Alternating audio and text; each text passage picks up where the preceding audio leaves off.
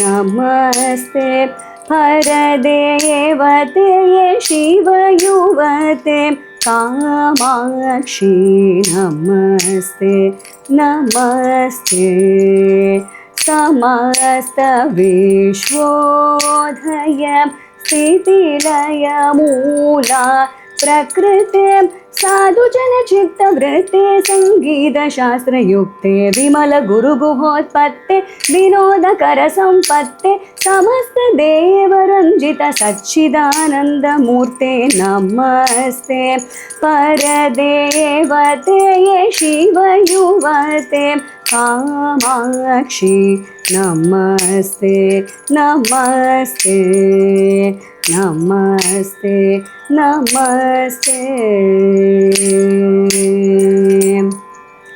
இன்று நவராத்திரி முதல் தினம். அதாவது பராசக்தி, அவளை எப்படி சொல்கிறோம் அப்படின்னா மூல பிரகிருதி அப்படின்னு நம்ம அவளை சொல்கிறோம்.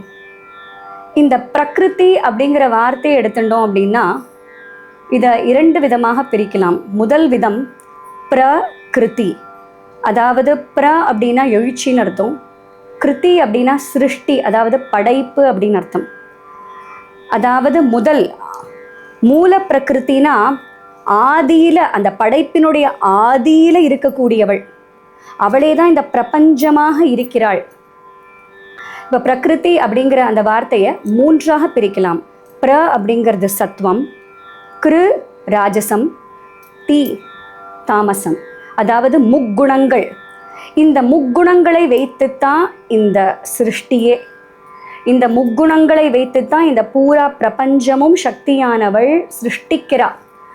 அதனால தான் இந்த முக்குணங்களை வைத்து அவள் பண்ணுறதுனால 3 தேவியராக நம்ம அவளை கும்பிடுறோம். எப்படின்னா துர்கா தேவி, லக்ஷ்மி தேவி மற்றும் சரஸ்வதி தேவியாக.